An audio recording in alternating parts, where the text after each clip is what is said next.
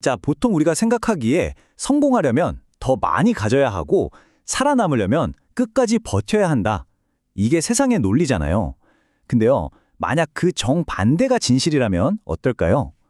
오늘 우리는 살기 위해 죽어야 한다는 이 아주 놀라운 역설에 대해 한번 깊이 파고들어 보려고 합니다.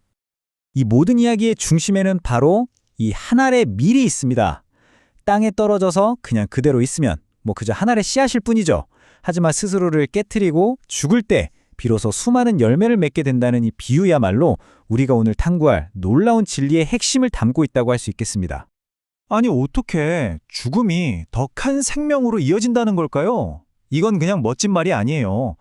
우리가 가진 성장과 성공에 대한 모든 상식을 뒤엎는 오늘 우리가 함께 답을 찾아 나가야 할 근본적인 질문이죠.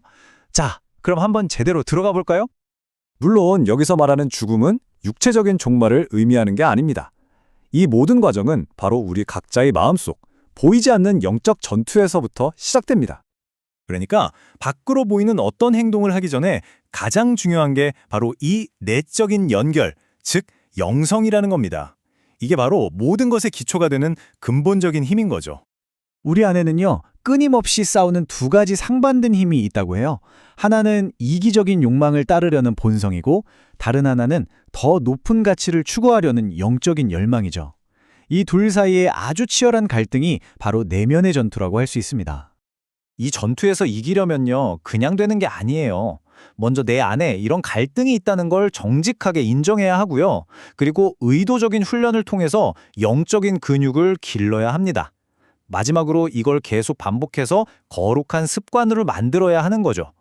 자, 그럼 이 내면의 원리가 어떻게 외부 세계로 확장되는지 한번 살펴볼까요? 자, 이제 시야를 좀 더 넓혀보겠습니다. 희생이라는 건요, 단순히 개인의 선택이 아니라 이 창조 세계 전체를 관통하는 보편적인 법칙이라는 겁니다. 주변 자연을 한번 둘러보세요. 어미새가 자기 몸을 바쳐서 새끼를 먹이고 나뭇잎은 떨어져서 거름이 되어 새로운 생명을 틔웁니다. 정말 놀랍지 않나요? 생명은 이처럼 끝없는 희생의 사슬을 통해서 이어지고 있는 겁니다. 그리고 이 희생에는요, 아주 명확한 방향이 있어요.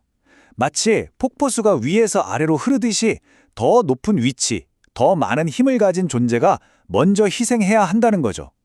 이것이 바로 창조의 질서라고 할 수 있습니다.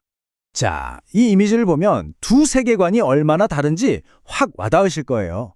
왼쪽은 희생하지 마! 라고 외치면서 생명의 고리를 끊어버리는 파괴의 논리입니다. 반면에 오른쪽은 자신을 내어줌으로써 끊어진 고리를 다시 잇고 모두를 풍성하게 만드는 생명의 논리죠.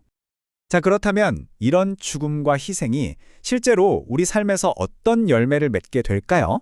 이제 추상적인 개념을 넘어서 이 희생이 만들어내는 놀라운 결과들을 직접 한번 확인해 보겠습니다. 메시지는 아주 분명합니다. 희생 없이는 열매도 없다. 그게 가정이든 공동체든 심지어 국가든 정말로 가치 있는 모든 것은 누군가의 희생이라는 토대 위에 세워진다는 거죠. 이 타임라인이 들려주는 이야기는 정말 놀랍습니다. 데이비스 선교사라는 분이 한국 땅에 와서 단 한 번의 설교도 못하고 돌아가셨어요. 겉으로 보기엔 완벽한 실패죠. 하지만 그의 죽음은 수많은 사람들의 마음에 불을 지폈고 호주 교회가 한국 선교의 문을 여는 결정적인 계기가 되었습니다. 그야말로 한 알의 밀이 죽어서 많은 열매를 맺은 거죠. 이 원리를 보여주는 어쩌면 더 놀라운 예가 자연 속에 숨어 있는데요. 지구상에서 가장 큰 생명체, 바로 대왕고래를 한번 떠올려 볼까요? 이 거대한 생명체가 대체 뭘 먹고 살까요? 놀랍게도 상어나 다른 큰 물고기들이 아닙니다. 대왕고래는요, 하루에 무려 400만 마리에 달하는 바다에서 가장 작은 생물 중 하나인 크릴새우를 먹고 삽니다.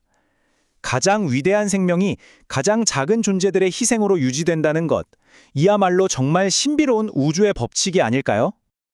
자, 그럼 이 모든 게 결국 우리에게 뭘 말해주고 있는 걸까요? 결국 우리는 근본적으로 다른 두 가지 삶의 방식 중에서 하나를 선택해야 한다는 결론에 이르게 됩니다. 왼쪽이 세상이 말하는 길입니다.